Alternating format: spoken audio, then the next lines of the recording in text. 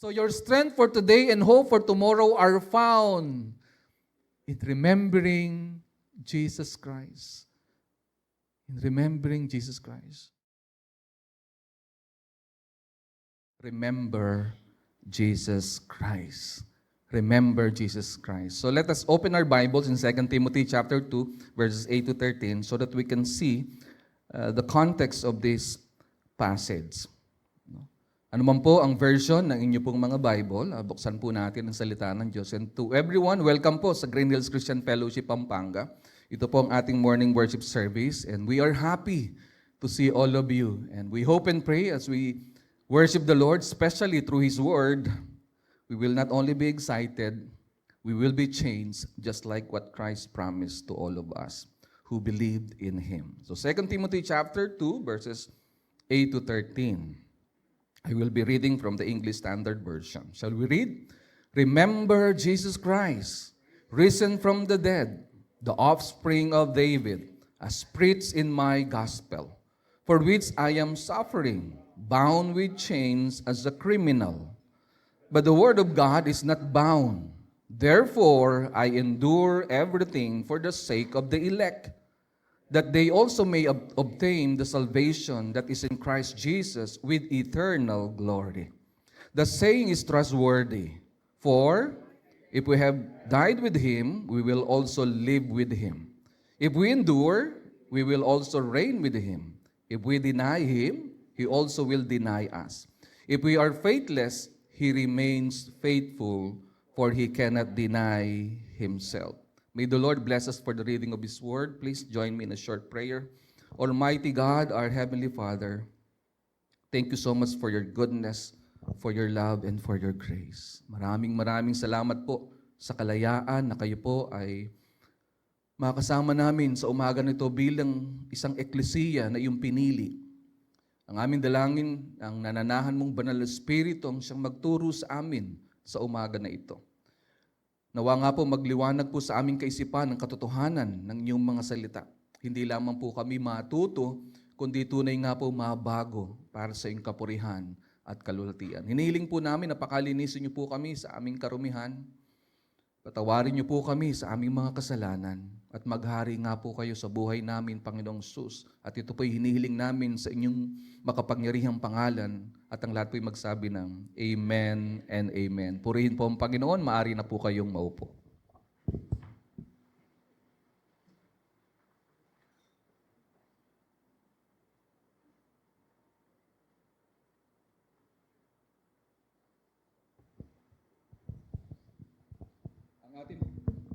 Ang ating pong sermon ngayon ay kabahagi pa rin po ng ating sermon series sa 2 Timothy. Isa pong napakahalaga na sulat po ni Apostol Pablo, ang kahuli-hulihan po niyang sulat na pinamagatang 2 Timothy. Ito po ay pangalawa sa dalawa po niyang sulat, bahagi po ng pastoral epistle. At tunay nga po, ikaw at ako ay hindi lamang po matututo dahil ikaw ay pastor, kundi tayo nga po ay mga tagasunod ni Kristo. Persevering in Christ, no? Keeping the faith, finishing the race. At nawa nga po ito pong sermon series na ito, hindi lang po sa atin magbigay ng excitement, no? Para bigyan po tayo ng lakas to persevere, no? Bigyan ng malinaw at matibay na pundasyon sa ating pananampalataya. Nang sa ganun, anuman pong hamon ng buhay ang ating kaharapin, ay hindi po tayo susuko. But remember this, mga kapatid, as we ponder upon this sermon series and especially this sermon for today. Endurance isn't about our strength. It is about His. Ang tunay na pagpapatuloy ng may katapatan hanggang wakas, hindi naman po yan talaga nakasalalay sa lakas mo at sa lakas ko, kundi sa lakas na tinanggap natin mula sa ating Panginoon. No? So this sermon series focuses on Spirit's power and the unshakable foundation of Jesus Christ. Kaya nga po sa ating mismong sermon ngayon, ang pinaka-major focus, no, literally, sinabi po ni Apostle Paul, remember Jesus Christ. At mamaya po, titingnan pa po natin yun ng mas mabuti. No, like Paul charged Timothy, we are commissioned first to guard the truth. No? Ingatan natin, no? Bantayan natin, ipaglaban natin ang katotohanan. Pero hindi natatapos doon. Walk in holiness. You are set apart for the Lord. So better use your life. No, better act as one, as a child, and as sons and daughters of God. No, walk in holiness. And ensure the gospel is passed to the next generation. So guarding the truth, walk in holiness. Tas ano pa ho? Ensure. No? The gospel is passed to the next generation. Kaya nga po last Sunday, di ba, pinag-aralan natin yung blueprint, yung master plan ng spiritual multiplication, yung talagang biblical disciple making. Hindi sapat yung nagdi-disciple naman po ako meron po akong dinidisciple. Hindi. Yung dinidisciple ba natin, nagdi-disciple ng iba? At yung dinidisciple natin na nagdi-disciple ng iba, nagdi-disciple rin ba siya ng iba? Kaya nga po, until we reach that fourth generation of disciple making, we are not being faithful. Why? Because we need to ensure the gospel is passed to the next generation. No? At ito pong sermon for today will give us the very clear idea of why we're doing these things. No? Remembering Jesus Christ. Nawa nga po sa umaga na ito, we will clearly understand why the Apostle Paul said, remember Jesus Christ. No more than emulating the good soldier, the athlete, and the hardworking farmer, we need to understand. Paul was encouraging Timothy to look unto Jesus. To look unto Jesus because He is the perfect example of endurance. Enduring the cross. No? Kahit nga po, yun po yung magbibigay sa kanyang shame at unimaginable pain. But more than, diba, the pain and the shame of the cross, He took upon Himself the wrath of God. The wrath of God. So after calling Timothy to be a soldier, an athlete, and a farmer, Paul anchors all those metaphors in a singular historical reality. Remember Jesus Christ. Pwede niyo po bang sabihin yun? Remember Jesus Christ. Alam po ninyo, mas ma-appreciate natin itong command, core command ni Apostle Paul, if we will link it to the previous verse, verse 7. Ano po ba sabi ni Paul doon? Ang sabi niya, think over what I say. Think over what I say. This is the call for meditation. Pero anong result when you think over what I say, sabi ni Paul? For the Lord will give you understanding in everything. Not in some things, but in everything. Nais ko pong ulitin yun. Sabi ni Paul, think over what I say, for the Lord will give you understanding in everything. What on earth? No, how can that be possible? Kaya nga po, maliwanag sa atin, hindi lang niya sinasabi na tularan mo, isipin mo kung anong characteristics ng isang good soldier, ng isang devoted soldier, disciplined athlete, at isang diligent farmer. Ang sabi niya, remember Jesus Christ. At sabi niya, what I say, think over what I say. Teka muna, ganun ba kahalagang sinabi ni Paul? Kasi nga po, ang salita ni Apostol Pablo ay salita ng Diyos. Kaya nararapat lamang na i-link niya ito sa tunay na salita. We all know John 1:1. What's John 1:1?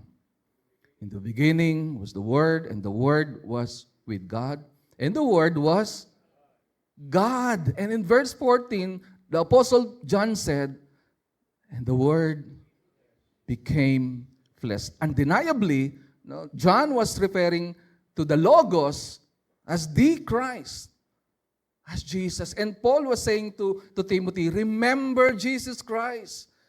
Kaya nga yung promise na, then for the Lord will give you understanding in everything. Diba? It resonates what the psalmist said in Psalm 119, in all passages, in all the scriptures, Old Testament, New Testament. When you think over the Word, the Logos, Jesus Christ, God will give you the understanding. Not only an understanding for some things, but understanding in everything. Marami po bang malabo sa buhay natin na hindi natin maintindihan, especially in following the Lord? Maybe we need to heed the calling to meditation. To think to think upon the Word of God, to be focused on God through His Word. Kaya nga po maliwanag po yung mga tao talagang nakafocus kay Jesus. Non-negotiable yung Word. Kumusta na po ang ating reading, scripture reading itong taon na to? Gusto ko po mag-confess. No? Meron po mga victories pong yung pastor. Kasi di po ba ang aking simula po sa taon na to ay reading by books. Abay, halos maubos na po kasi yung mga tig-isa lang chapter. Ang haba po, no? Lalo na pag mga historical books. I must admit, no, nakaka 7 chapters lang po yung lingkod sa isang araw. At may mga araw, no, 1, 2, even 3. No, I cannot finish even 3 chapters. Nagmi-miss rin po. But it doesn't mean I have to give it up. Of course, wala naman pong araw na hindi nakakabasa. Mga pastor, bakit? We're continuously studying the Word. Pero apart from our personal studies for preaching and teaching, we need to engage with the Word. Why? Because as we engage in the Word, we are engaging with the Lord. You cannot separate that. Pastor, nakapokus lang ako kay Jesus. Kumusta ang iyong discipline ng Bible reading? You cannot separate the Lord from His Word because they are one. They are one. Kaya nga po, the core command, no, in this passage is remember Jesus Christ. Look at the description. Risen from the dead, the offspring of David, as preached in my gospel. Alam niyo po, kumbaga, akmang-akma yung kinanta natin kanina, no? I cannot help myself but shed tears a while ago. Why? Because of the thought, no, as we remember Jesus Christ, try to think about it. As we remember Jesus Christ, we don't only remember what He suffered on the cross. Because this is what really happened. On the cross, when Jesus Christ was hung on the cross, He was rejected by the Father. He was rejected by the Father. He suffered the wrath of God, the full dose of wrath of God on the cross. He was rejected by the Father, and because of that, you and I were accepted by the Father as sons and daughters. Hindi ka ba maiiyak doon? This Jesus, our Lord, our Savior, was rejected on the cross by the Father, suffering the full dose, the wrath of God on the cross. And what He accomplished? We were accepted as sons and daughters. We are children of the Father. That's why Jesus said, we can now call the Father, Abba, Father. He was rejected so that you and I will be accepted. Kaya ano sabi ni Paul? Remember Jesus Christ. Kaya nga hindi sapat yung pagiging devoted ng good soldier, hindi sapat yung pagiging discipline ng athlete, hindi sapat yung pagiging diligent ng farmer. Though that describes also who Christ is. Kasi yung pinaka-perfecto na epitome ng endurance, ng perseverance, walang iba, no, encapsulated.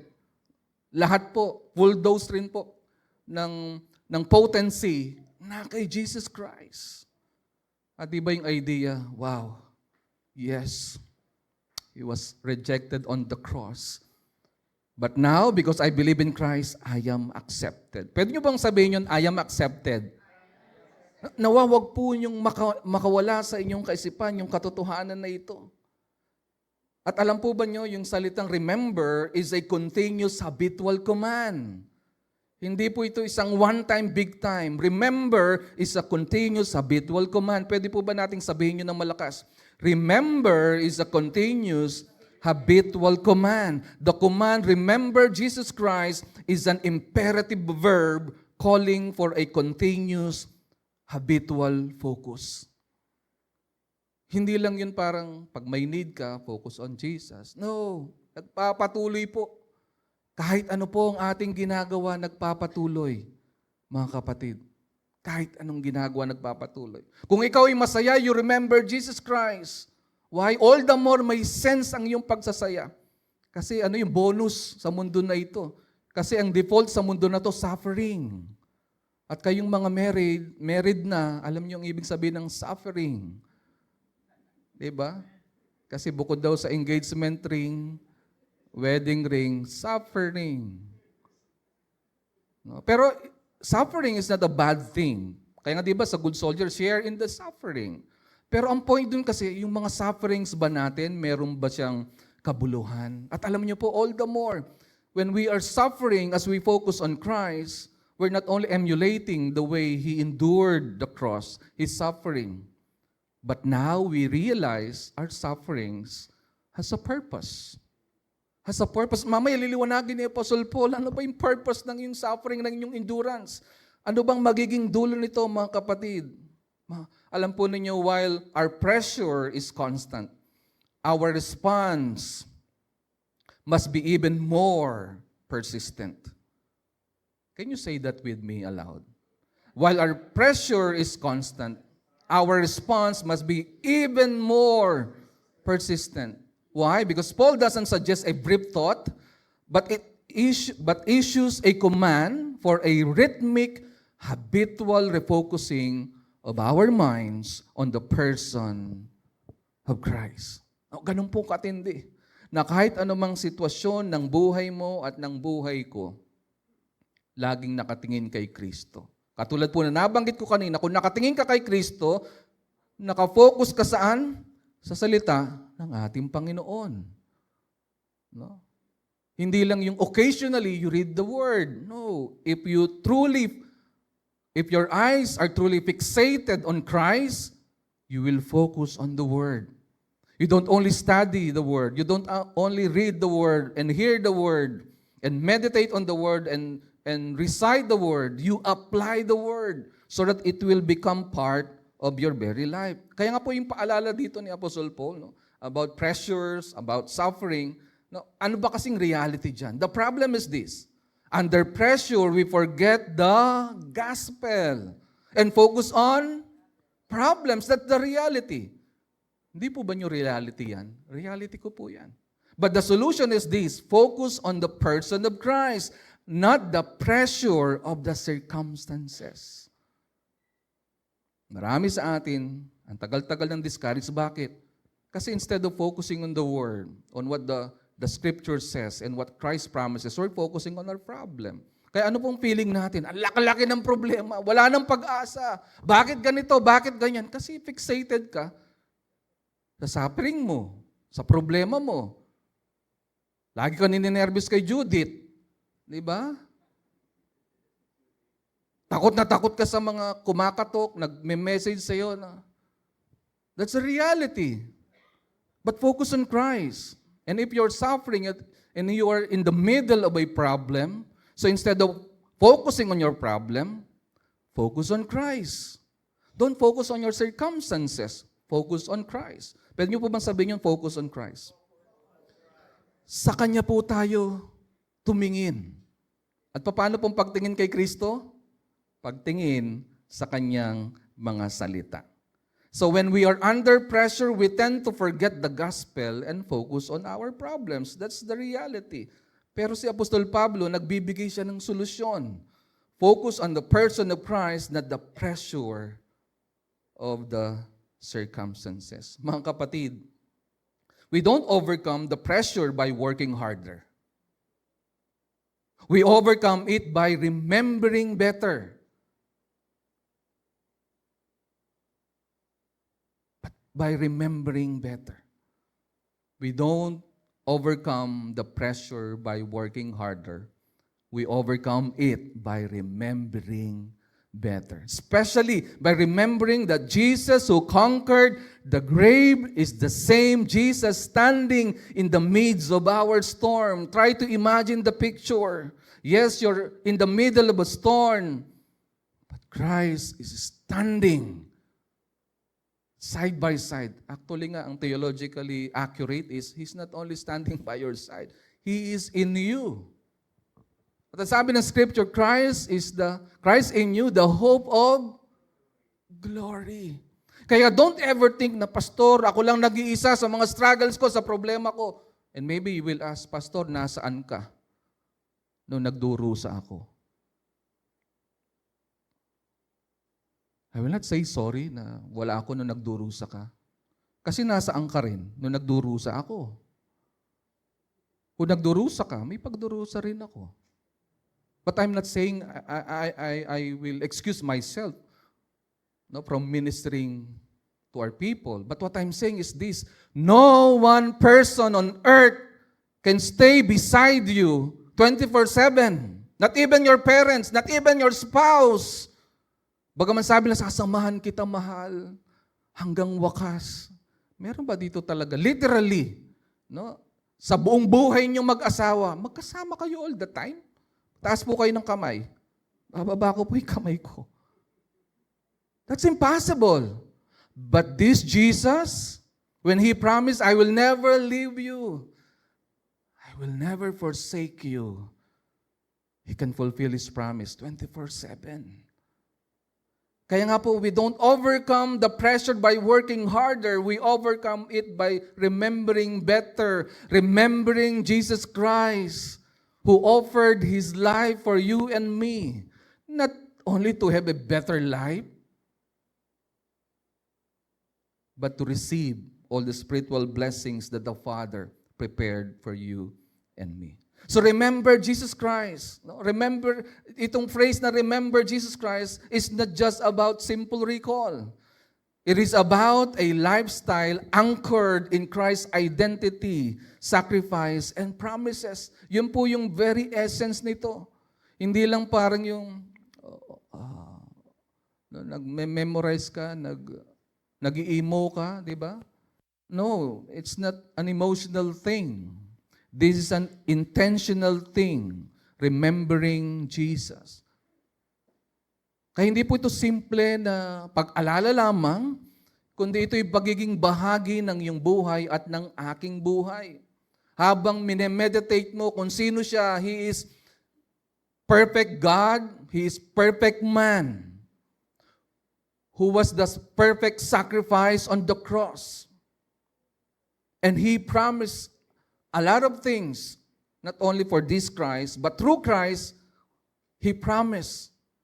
At lahat po ng kanyang promises, wala pong makakatumbas noon sa lahat ng promises na meron tayo sa mundo na ito. Kaya nga po, remembering the person, the power, and the promises of Jesus Christ sustains the believer through suffering and enables persevering service. I would like to make an emphasis on the last phrase, persevering services. Enables persevering in service. Alam po nyo, hindi lang po tayo nagpe-persevere. Habang tayo po yung nagpe-persevere, tayo po ay naghihintay lang. Wala lang. Chill-chill lang. Kung ano mangyayari, wait. Ganun po. Hindi po. We persevere to serve. Why? Because there are many people who needs the gospel, who needs Jesus Christ. We need to proclaim, we need to preach Jesus to people. Because Jesus is the only hope of all people around the world. So we serve. So hindi lang po kami mga pastor nandito ang nagpipreach. We serve together the Lord by proclaiming Jesus to all nations of the world. Kaya nga po sa ating pong outline sa umaga nito, 3 bagay nawa po yung matutuhan natin mula sa sermon na ito. Remember the person and work of Jesus. In one word, the gospel. Remember the gospel. Remember the person and work of Jesus. Number 2, remember the purpose of endurance. May dahilan ba't kailangan ka mag-endure at napakaganda po ng layunin ng Diyos kung bakit mahalaga po tayo po mag-endure. And lastly, remember the promises of God's faithfulness. Pwede po ba natin basahin ng malakas ang 3 pong bagay na ito? Remember the person and work of Jesus, remember the purpose of endurance, and remember the promises of God's faithfulness. PPP. Pag iniisip ko yung PPP, marami sa atin, PP po sa pag-share ng gospel. No? But I hope itong PPP na to, hindi po para maging PP tayo, maging tikom ang ating mga labi sa pagpapahayag kay Kristo. Nawa sa araw na to, all the more we will become bold. Bold more than ever. to proclaim Jesus. To proclaim Jesus. Mas maganda na pong maging bold kaysa maging bald.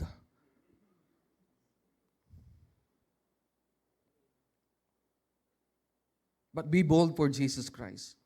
Remember the person and work of Jesus. Alam po ninyo, as we meditate upon this thought of remembering the person and work of Christ, hindi tayo mauubusan ng dahilan para magpatuloy. In fact, marami sa inyo, wala po akong idea how you are struggling today or what are your struggles, what are your problems. But when we begin to look on our Lord, on Christ, just focus on His person and ask the Lord, Lord, please reveal yourself to me. And we know the scripture because John said that to truly know Jesus Christ, we must what? Letter O. We must obey. Kaya lagi magkadrugtong yun eh. Kayang obedience, di ba, dun sa command niya. As you obey the Lord, the promise is this, from the very mouth of Jesus Christ, He will reveal Himself. With the promise of, you will experience more of His love and the love of the Father as He reveals Himself to you and me. Remember the person and work of Jesus. Kumusta po ang bawat isa sa atin? Ano po yung laging laman ng isipan nyo? Sa mga kabataan nandito, yung crush ninyo, kayong may boyfriend, girlfriend na, yung boyfriend nyo, yung girlfriend nyo. Kayong may asawa na, no? Masaklap kung hindi yung asawa nyo lagi nyong naalala, kung iba.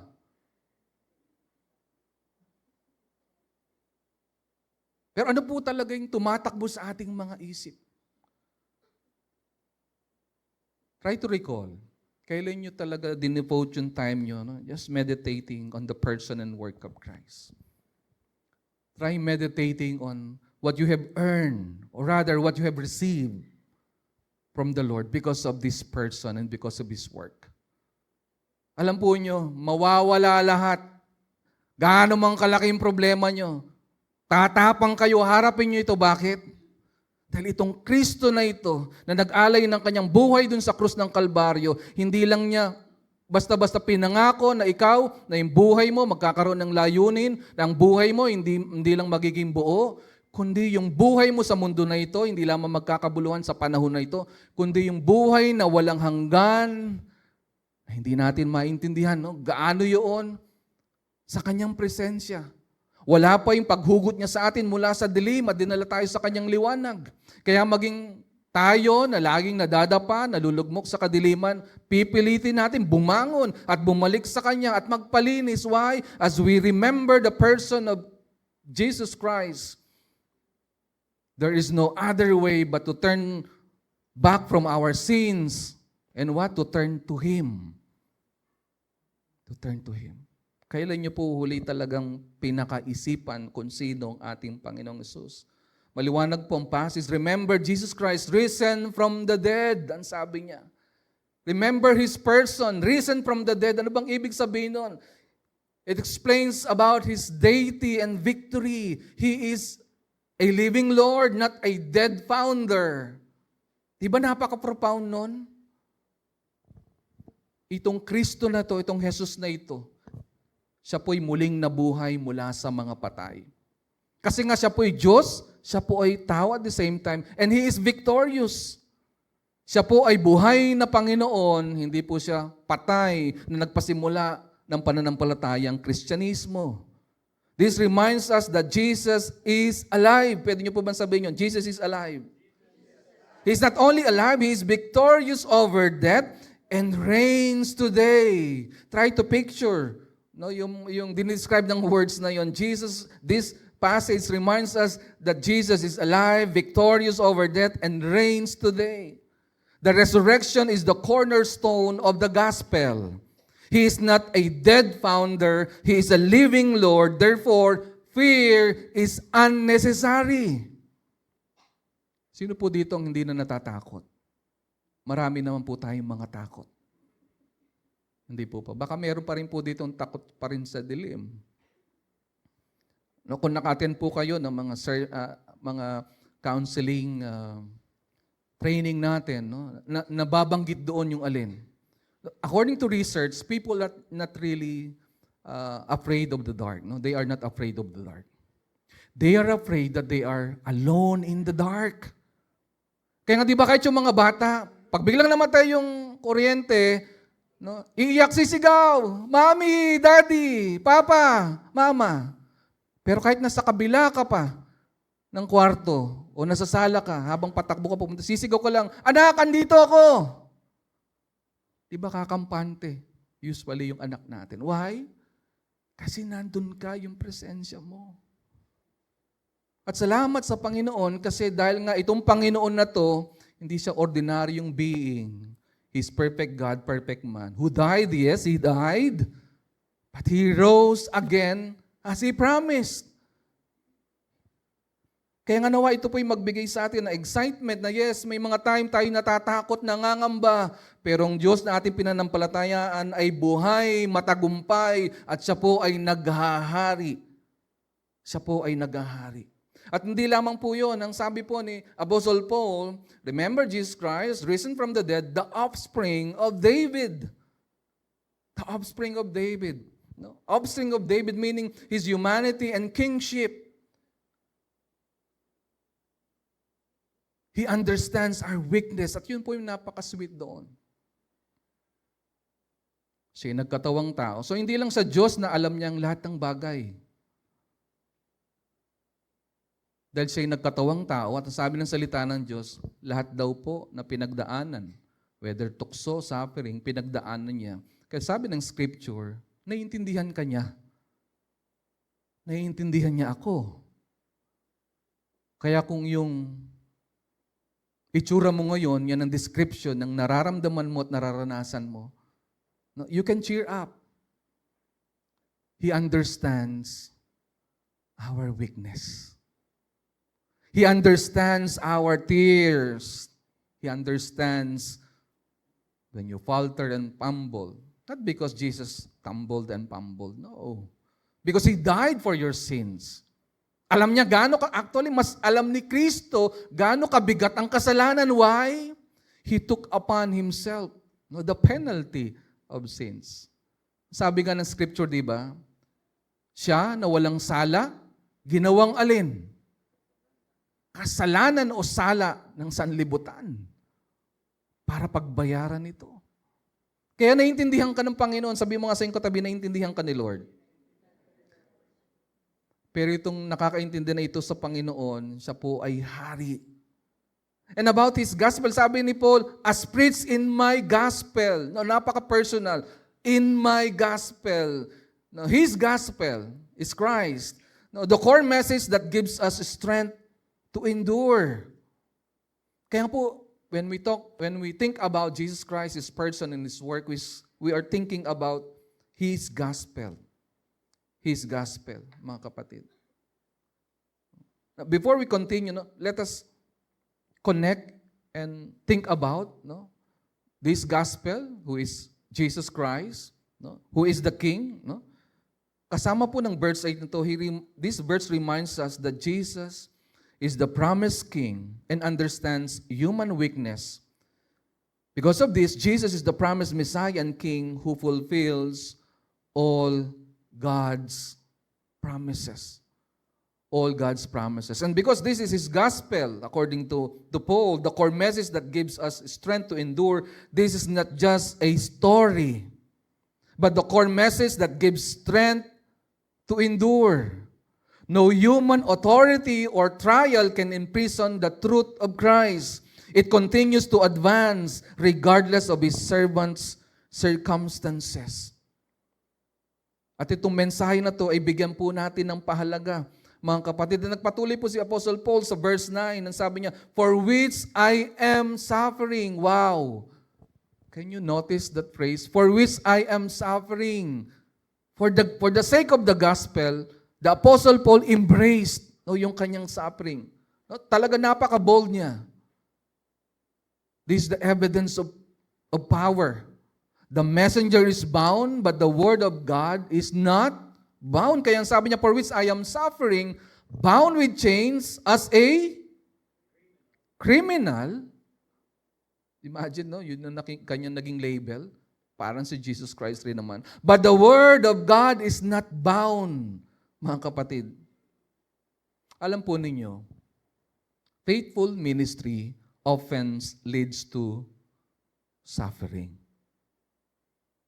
Kaya po hindi po totoo, ay, yung pastor na yan, failure yan. Ang dami niyang suffering. Oh, look at Paul. Ay, ang pastor na yan, blessed yan. Kasi walang problema at lalo pang yumayaman. Wow, mapapasana all ka. Hindi po yun ang sukatan ng tagumpay, mga kapatid. Kaya sabi ni Paul, for which I am suffering. Especially for the sake of the gospel, for the sake of His church, for the sake of the salvation of people.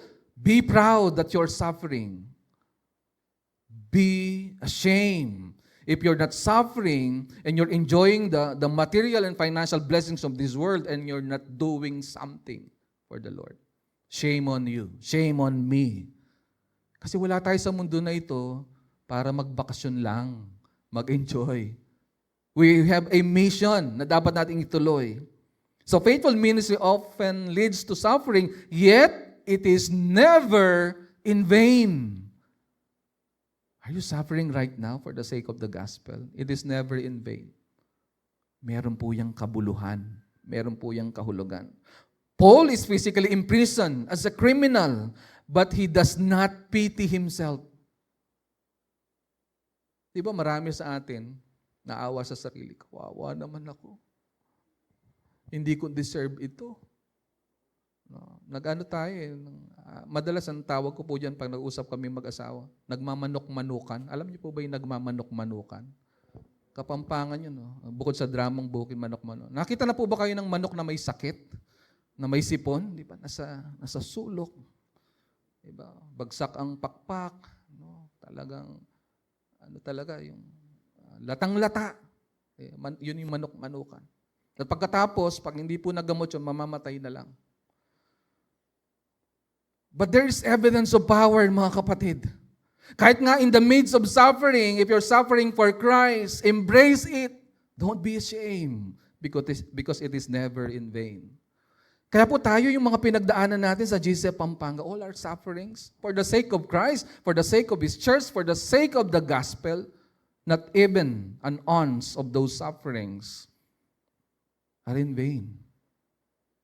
At hindi po natin sasayangin ang ating sufferings in the past. Tayo po'y magpapatuloy sa biyaya at hindi po tayo magse-self-pity. Sabi mo nga sa iyong katabi, huwag ka mag-self-pity. Huwag ka mag-self-pity. Ano mo yan eh? Badge mo yan of honor. You suffered with Christ. That's the evidence of power, mga kapatid. Kaya nga po, let us understand the gospel is unstoppable. Sa kasulukuyan po, ang inyo pong lingkod ang nakatayo dito. At kung di pa darating si Lord, there is another one whom the Lord will choose to take over. Ibig sabihin, tayo po, maging sa upuan na yan, tayo ngayon ang nandito. Kung di pa darating si Lord, the Lord will replace us. We will never remain in this world. We will never remain, maybe even in this church, if God will call us to another ministry. But the gospel is unstoppable. Pwede po ba natin isigaw yun? The gospel is unstoppable. Kaya nga sabi niya, I'm in chains. But the gospel is not. No? But the word of God is not bound. Paul is in chains, but the word of God is not. While the messenger can be bound, the message cannot. The message cannot. Kaya tanungin po natin ating mga sarili, am I making a conscious effort to remember Jesus Christ daily to combat spiritual amnesia? Na nakakalimutan natin yung value na ginawa ni Jesus Christ, na nakakalimutan natin yung gospel na unstoppable, ikaw ay pinagkatiwalaan nito ng Panginoon, kailangan mong patuloy na ipahayag at ituro sa iba. Nagkaroon ka na ng spiritual amnesia nang may mission ka sa mundo na ito. Hindi mo misyon na maging matagumpay na engineer. Hindi mo misyon na maging matagumpay na businessman. Hindi mo ambisyon na maging matagumpay na empleyado na top 1 sa inyong departamento. Hindi mo ambisyon na maging top 1 na doktor sa buong mundo. Ang mission mo ay to make disciples of all nations. We were all commissioned by Christ. Ang tanong, saan ka nakatuon ngayon ang pansin mo? So, Pastor, magre-resign na ako. Ay, hindi po. Sabi mo sa inyong katayo, hindi naman. But remember this. You're not a doctor who happens to be a Christian. You're not an engineer who happens to be a Christian. You're not a businessman who happens to be a Christian. It is the other way around. You're a Christian who happens to be an engineer. You're a Christian who happens to be a doctor. You are a Christian who happens to be a teacher, a businessman or woman. Name it. So, ibig sabihin, ang core mission mo ay hindi yung profession mo, kundi yung mission mo mula sa Panginoon. Ano yun? To make Christ disciples. That you and I should participate in growing Christ followers. Abay, GCF yun ha. Growing Christ followers. And that's our mission. So ano man po yung profession natin, dahil tayo mga Christians, yun po ang ating mission. We help in growing Christians. Kaya nga po, even when we are suffering, mga kapatid, when suffering, do not focus on your limitations or confinement. Focus on the risen, victorious Jesus who is still working. And I would like for you to notice the last words, Jesus who is still working. Hindi pa po tumitigil si Lord sa kanyang ministry para sa iyo at para sa akin. The scripture tells us, right now, He is what? Interceding for you and me. Kaya you will never fail, mga kapatid. That even your failures right now is not final. You are victorious in Christ. Pwede ba sabihin mo sa iyong katabi, you're victorious in Christ. Kaya saan ka nakafocus? Saan ka nakafocus? Ikaw ba'y very distracted na yung mission ng Diyos para sa iyo, masyado ka nang malayo? Pastor, kailangan ko pong mabuhay, kailangan ko pong sustentuhan yung pamilya ko. Sino bang nagsabing hindi mo dapat gawin yun? Pero teka muna, ano bang promise ng Panginoon? Sa gospel, si Jesus Christ, paulit-ulit sinasabi niya, di ba? Kung yung mga ibon sa parang, wala namang alam magtrabaho yan. No? Wala silang kamalig. Sino daw ang nag-aalaga? Si Lord. Siya magpo-provide sa needs mo. Pakinggan mo itong mabuti bago po ako mag-transition sa point number 2. Gaano mang kakapangyarihan ang kumpanya mo kung saan ka kasama ngayon, hindi yun ang provider mo. Hindi yun ang provider mo. Gaano ka mang katagumpay sa profession mo, hindi rin yan ang provider mo. At yan ay mabilis pwede at an instant mawawala. Kaya ang tawag dyan mga resources. Kasi yung totoong source, sino? Si God. Si Lord ang totoong source. Kaya huwag nyo rin kakalimutan yung naging experience ni Job, di ba? At an instant, nawala ang kanyang kayamanan, nawala ang kanyang mga anak. No, sana nga, may nagsabi sana yung asawa na lang niya nawala. Pero teka muna, ingat po kayo, baka yung asawa niya mag-react. No? Nawala lahat. Yung health niya nawala. Pero because he trusts the one.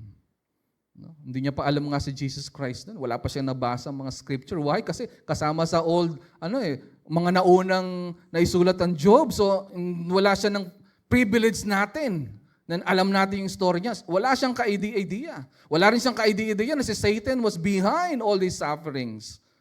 Pero di ba anong nangyari? In the end, si Lord naman na nagbalik. Nang higit pa sa mga nawala sa Kanya. Kaya when you are suffering, when I am suffering, do not focus on your limitations and confinement. Na hindi tayo sumusunod sa kanyang mga pinag-uutos. Dapat non-negotiable yun. Susunod ako kay Lord. Kaya focus on the risen, victorious Jesus who is still working. Can you imagine that? Hindi lang natapos sa cross ang kanyang trabaho. Hanggang ngayon, nag-intercede sa iyo. Hindi ka mabibigo kung ikaw ay tunay na Kristiyano. Pwede bang i-declare natin yun sa ating sarili? Hindi ako mabibigo. Dahil ako'y tunay na Kristiyano. Tandaan ninyo, Hindi yan powerful kasi nag-declare kayo, ha? Kasi ang declaration na yan, may pundasyon. Ano yun? Si Kristo. Baka akalain nyo kasi, Pastor, baka nagtuturo ka na ng claim it, no? Name it, claim it. Hindi po. We can boldly declare that we are victorious because the Christ that we believe is a victorious Christ. Do you believe that?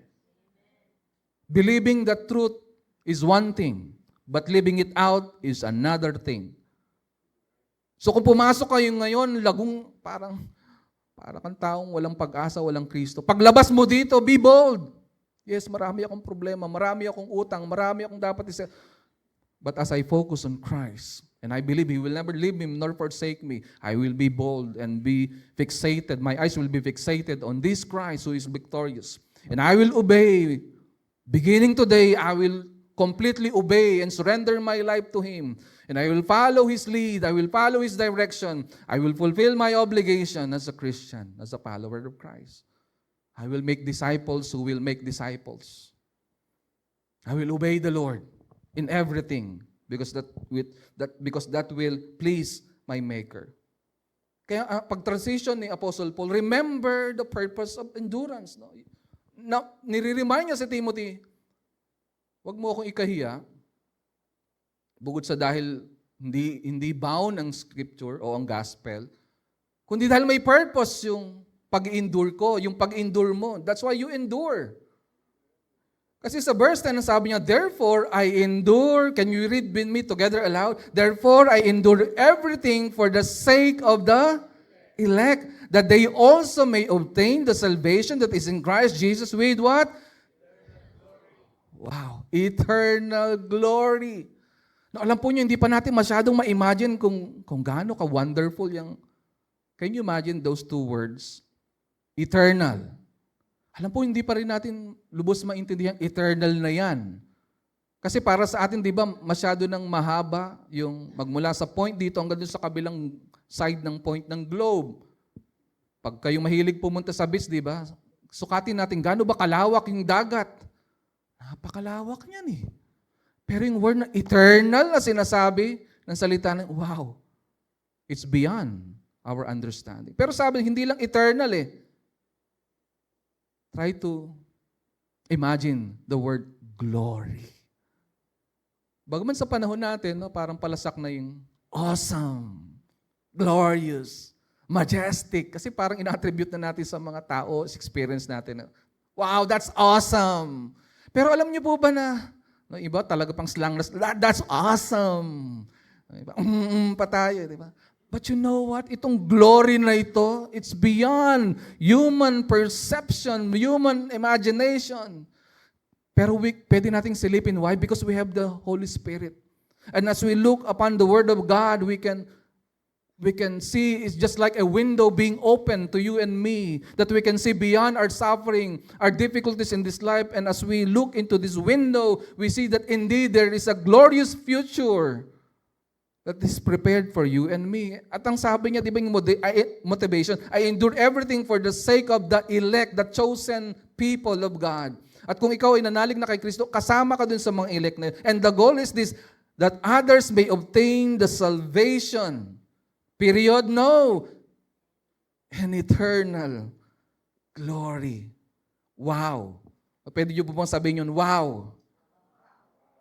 Talagang, yan ang wow na wow talaga. Yan ang talagang amazing, awesome. Paul endures all things for the elect. Listen carefully. We work not just for results, but for the salvation of those God has chosen, His elect, leading them to eternal glory.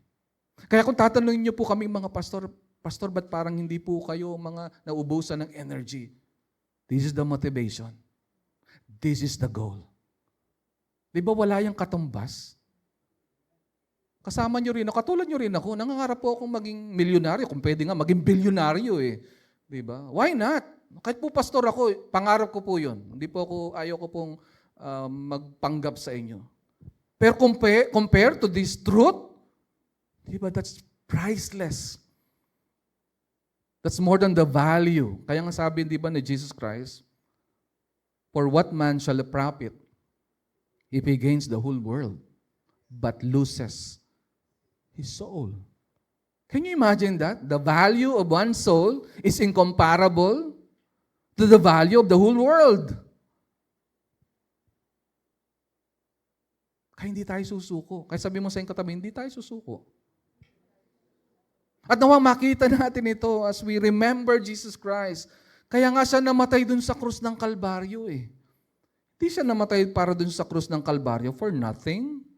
Kung meron mas mahalaga, pinakamahalaga, ito yun mga kapatid. The call is that others may obtain salvation in eternal glory. His suffering is not in vain. So don't live your life as if His suffering was in vain. Na hindi nyo pinapansin ang inyong misyon. His suffering is not in vain. It is a tool God uses to bring others to salvation with eternal glory. Hindi ba? That's something amazing. If people see you suffering, but you're suffering with hope, and people will ask you, alam mo, naiintriga ako sa'yo. I find you interesting. Kasi alam ko yung problema mo eh. Pero comparing you with me, parang ako pa yung kawawa. No? Kahit I have everything, kahit mayaman ako. Kasi nakikita ko sa'yo, kahit ang dami mong pagdurusa. Full of hope ka. And you can respond confidently. Alam mo, hindi naman talaga dahil sa sarili ko yan eh. I'm focusing on Christ, my Savior, my Lord, who died for me, who loved me for who I am. But He promised that I will never remain the same. I will become a brand new person, and He will change me from one degree of glory to another degree of glory. And I found, because of Christ, that everything is rubbish. Basura ang lahat ng yan. Oo, pangarap ko, yumaman talaga, pero basura lang yan eh. Kumpara kay Kristo na meron ako. Kasi ang promise niya, hindi lang salvation, kundi eternal glory. And I hope and pray we can see. No? I'm talking about spiritually speaking, we can see in vision this glory. Kaya nga the perspective is this, mga kapatid. Suffering, can you read this with me aloud? Suffering is not meaningless. It is a tool God uses to reach people. Kaya next time na iniisip nyo na, parang malas naman ako eh. By the way, huwag po kayong maniniwala sa malas. Hindi na po kayo suswertihin. Hindi po. Gaano mang kapangit yung naranasan mo kung dahil yan kay Kristo, dahil sa Ebanghelyo, dahil sa paglilingkod mo kay Lord, huwag mong ikahiya. Sabi mo nga sa iyong katabi, huwag mong ikahiya. That's a badge of honor I shared in the suffering of Christ. And I will continue to be bold and to be confident to share in the suffering of Christ for the sake of the gospel, because I know if I endure, people will be saved. As I demonstrate the very gospel that I believe. The gospel that we proclaim is the same gospel that we practice. The same gospel that we declare with boldness, with clarity, is the same gospel that we demonstrate, so that when people see and ask themselves, who is this people who are knowing Christ and making Him known? Abay, mga GCFR yan. Hindi yan perfecto. Marami nga yung pagkukulang, alam ko eh. But they're perfect Jesus. Doon sila nakafocus, kaya magpapatuloy ang mga tao na yan. And yes, I believe Christ is alive. Yes, I believe. No, nakita ko, nag-aaway dati yan eh. Pero ba't mag-BFF na tong dalawa na to? Because the scripture says, we forgive one another and we love one another. Kaya wag po tayong matatakot na may mga pangit na nangyayari o nagpe-fail tayo. Kasi God is a redemptive God. There is always redemption, mga kapatid. Pwede niyo po masabi yung redemption. God can turn our shame into His fame. Yes, maybe you're suffering right now, but that suffering will be turned into His glory Because God is not finished yet. He's not finished yet, mga kapatid. Kaya nga po, dapat nating intindihin, suffering, katulad po ng sinabi ni Dr. John MacArthur, and please read with me aloud, suffering is not meaningless. It is a necessary means to bring the gospel to the chosen people of God. Wow. Wonderful. Nawa sa araw na ito, nung nagkaroon na tayo ng paradigm shift, di ba? Hindi pala ako dapat mahiya na may season sa buhay ko na I am suffering. Especially if you're suffering because of the gospel or because of your faith in Jesus Christ. Pero siyempre, mahiya naman tayo kung dahil sa mali nating desisyon o mali nating nagawa. But Dr. John MacArthur is saying is this: your suffering has a purpose. And if you endure, that same suffering will be used by God to lead people to Christ. Isn't that wonderful? Di ba grabe? Kahit pa sabihin mo nga na ikaw mismo nagkamali, ito yung maganda kay Lord. No? Dahil anak ka niya, kahit na yung suffering mo, kagagawan mo, dahil nagpapakumaba ka, lumalapit kay Lord. I failed you, Lord. No, I failed big time. Pero I'm humbling myself. Please, because you are my Lord, you are my Savior, you are my rescuer, you are my Redeemer. Please save me. Save me from this problem. Palagay ninyo, if we come to the Lord with a humble heart, kahit tayong dahilan ng ating problema, i-reject kaya tayo ni Christ? Sasabihin niya, kasalanan mo yan eh. Bahala ka dyan. Ganun ba ang sasabihin ni Lord sa atin? Know the Scripture. Know the Scripture. Hindi. He can never abandon you. That's not His character, mga kapatid. Kaya nga when we suffer for the faith, we remember that God's Word still advances regardless of our restrictions. Not even our failure can stop the gospel or stop Christ from loving you. Parang kanta yun di ba? From loving you. So let us ask ourselves, am I willing to suffer for the gospel? Knowing the word cannot be stopped? I hope today we can say, I am willing. I am willing to suffer for the gospel. Knowing the word, knowing that Jesus cannot be stopped. Cannot be stopped. Remember mga kapatid, listen carefully, our endurance in faith and ministry is essential for the salvation of others and for the ultimate eternal glory that awaits. Remember Jesus and imagine the glory, the eternal glory that awaits, mga kapatid. And finally, remember the promises of God's faithfulness. Faithful si Lord. Diba laging yung pong napapakinggan sa aming mga pastor, God is a covenant-keeping God. And that's so true. Hindi siya kamukha ng tao na nangangako, pero napapako. Wala ni isa na pangako ng Panginoon ang hindi matutupad. In fact, marami na nga sa kanyang pinangako na tupad na. At mas marami pa siyang tutuparin.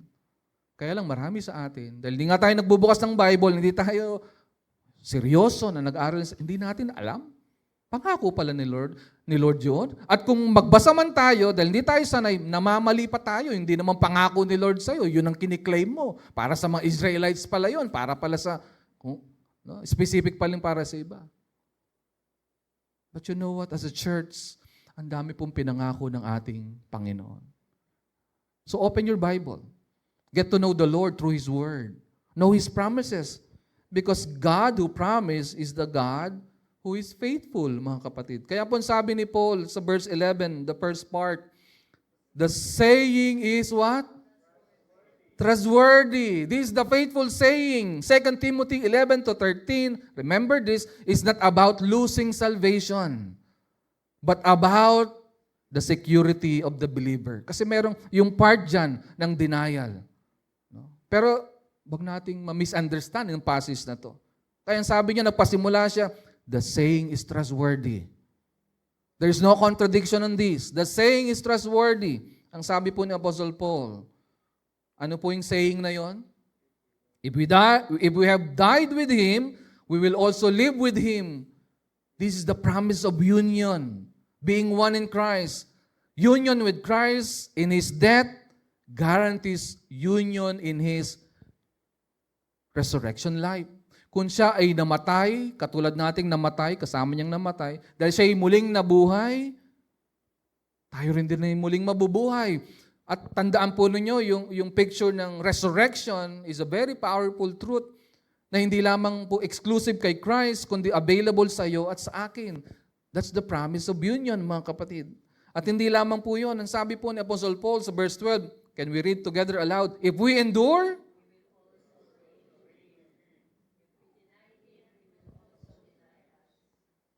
diba those are wonderful words, the first part. If we endure, we will also reign with Him. Hindi natin pa masyadong ma-imagine paano yun, no? Paano tayo maghahari kasama ni Kristo?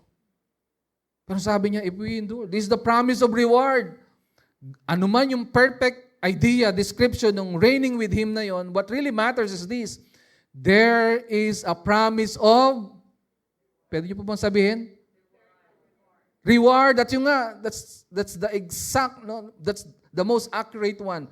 Eternal reward. Kaya nga po, faithful perseverance leads to future eternal reward, mga kapatid. Pero kasama nun, there is a warning. Diba? What's the warning? If we deny Him, He also will deny us. O kaya, Pastor, tingnan mo, may losing salvation talaga eh. No? Kaya, po nating mamiss ang sinasabi dito ni Paul.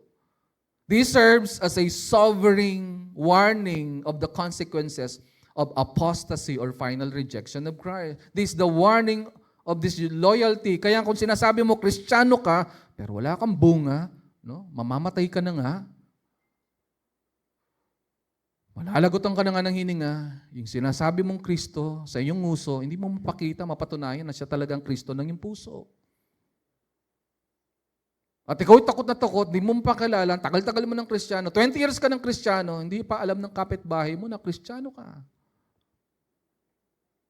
At pag nape-persecute ang mga Kristiyano, unang-una ka sa natatakot. Hindi po ito ordinaryong denial, mga kapatid. Hindi ito denial kamukha nung denial ni Peter kay Jesus Christ.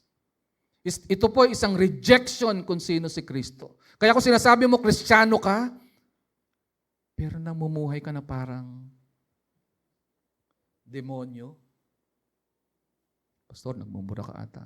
Kaya medyo nilayo ko po yung mic. Can you imagine that? You're saying you are a Christian, a child of God, but you're living like sons of Satan, children of Satan. Wow. Kaya sabi ni Paul, no? If we deny Him, He also will deny us. Words, no? Pag sa denial to, words are not enough. You have to live it out. Kaya nga pong warning po, even from the mouth of Jesus Christ sa Matthew 10:33, sabi ni Jesus, this is stern warning, but whoever denies me before men, I also will deny before my Father who is in heaven. Those are the very words of Jesus in Matthew. Kaya hindi po ito simpleng denial. Kasi kung simpleng denial yan, sino na po una na disqualify? Si Peter. Kaya nga yung word na deny dyan, you can replace that with the word reject.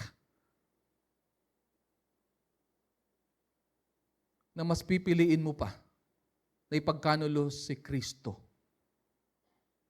para lang yakapin ang kayamanan at kalayawan ng mundong ito. At kung yun po ang state mo sa kasalukuyan, please repent before it will become too late, mga kapatid.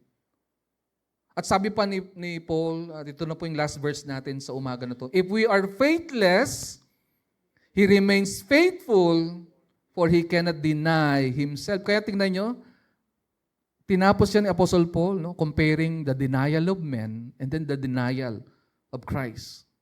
Sabi niya, for He cannot deny Himself.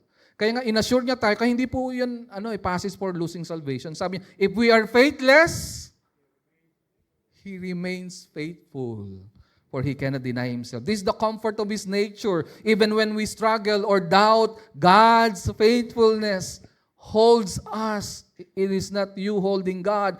He holds you faithfully. God's faithfulness holds us. Why? Because He cannot violate His own nature. Kaya makita natin from the beginning to the end, even to the middle, it's about Christ's faithfulness. It's about His person, His work. It's not about you. It's not about your perseverance. It's not about your endurance. It's about His faithfulness. Kaya nga po, maganda na pagmasdan po natin ang katotohanan na ito. Pero gusto ko po kayong bigyan ng caution bago po tayo magpatuloy at magwawakas na po ang inyong lingkod. Katulad po ng sabi ni Dr. John MacArthur, this is not a license to be disloyal. Rather, it means that God will be faithful to His character, both in His promises to the faithful and His threats of judgment to the faithless. Kaya nga napaka-balanse nung pagtuturo ni Paul kay Timothy. If you deny me, the Lord will deny you. Pero sabi niya, even though you're faithless, God will remain faithful. Why? Because He cannot deny Himself. Kaya po, maganda po na tanungin po natin yung ating mga sarili, mga kapatid. Does the promise of reigning with Christ motivate my current perseverance? Nagpapatuloy ka ba dahil kasi yung motivation, di ba? Na reward, eternal reward na meron ka kay Lord. At nawa, wag nyo na pong kakalimutan, meron tayong eternal reward. Wow. Pwede mo bang i-describe, Pastor, yung eternal reward na yun? Actually, words are not enough to describe your eternal reward, my eternal reward, because of Christ, because of His grace. Kaya kung meron ka mga pangarap sa mundo na to, yes, just go for it. But don't exchange that ambition, that dream, for this eternal reward. Kasi incomparable. So be faithful, mga kapatid, because Christ is faithful. Kaya nga po, we can stand firm because our security is in His what? Unchanging character, not our own strength. Kaya pag ikaw ay nanghina at nagdududa na rin, ipahinga mo yan, i-review mo ang sinasabi ng salita ng Diyos kasi hindi naman nakasalalay sa sarili mong lakas. Para ikaw ay mag-persevere, para manatili kang matatag. Manatili kang matatag kasi bakit? Nakatindig ka sa salita ng Panginoon. Kaya nga, di ba marirecall mo yung parable, di ba? Yung kwento na sinabi ni Jesus Christ, na sino mang faithful o nagtatrust sa Word of God. Ano po yung picture? Ano po yung story? Siya ay nakatayo saan? Ang bahay na kanyang bidil, nakatayo saan? Sa matibay na pundasyon na hindi masisira. Pero ang mga taong hindi nagtitiwala sa Panginoon, para siyang nagtatayo ng bahay sa buhanginan, na pag dumating ang rumaragas ang tubig, hindi lang ito mawa-wipe out, matinding pagkasira, pagkawasak, yun ang sabi ng salita ng Diyos, ang mararanasan mo. We can stand firm because our security in His unchanging character, not our own strength. Kaya pagmasdan po natin itong chart na to be able to understand God's character. When our condition is this, if we endure, God's response, we will reign. The reason is His reward. If our condition is, if we deny Him, He will deny us. The reason is justice. If we are faithless, He remains faithful. What's the reason? His nature. Kaya wag po natin gagamitin, Pastor, totoo talaga ata yung losing. No, mga kapatid. It only emphasizes, all the more, yung character ni Lord. At nawa nga po, wag nating ma-miss yung key principle dito. What's the key principle? God cannot deny Himself. He is faithful to His promises and His warnings. What a wonderful Savior. What a wonderful Lord that we have in Christ. Kaya nga po mga kapatid, can you read with me together aloud? Remember the person and work of Jesus. Remember the purpose of endurance and remember the promises of God's faithfulness.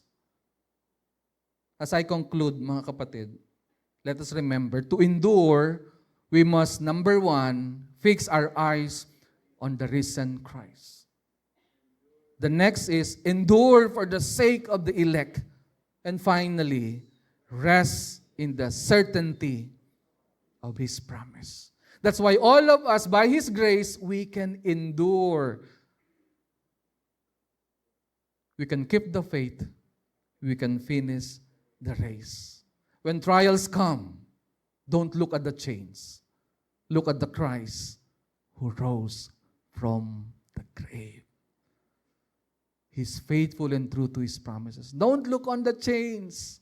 Stop looking, gazing upon your problems, your trials, your frustrations, your failures. As you stop looking on these things, you start looking at this beautiful Jesus who rose from the grave.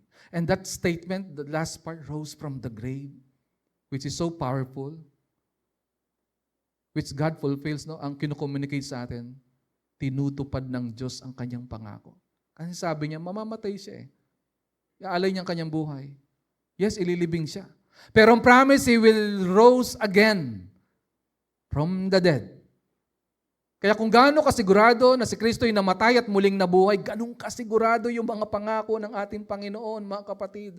So your strength for today and hope for tomorrow are found in remembering Jesus Christ. In remembering Jesus Christ. That is why here at GCA Pampanga, we are in the ministry of knowing Christ deeply and making Him known widely. Shall we bow our heads? Shall we pray? Almighty God, our Heavenly Father, thank you so much for this wonderful reminder that indeed as we fix our eyes on Christ, we will not only stand firm, but even in our very present, despite of our trials and sufferings, we can rejoice because we have hope.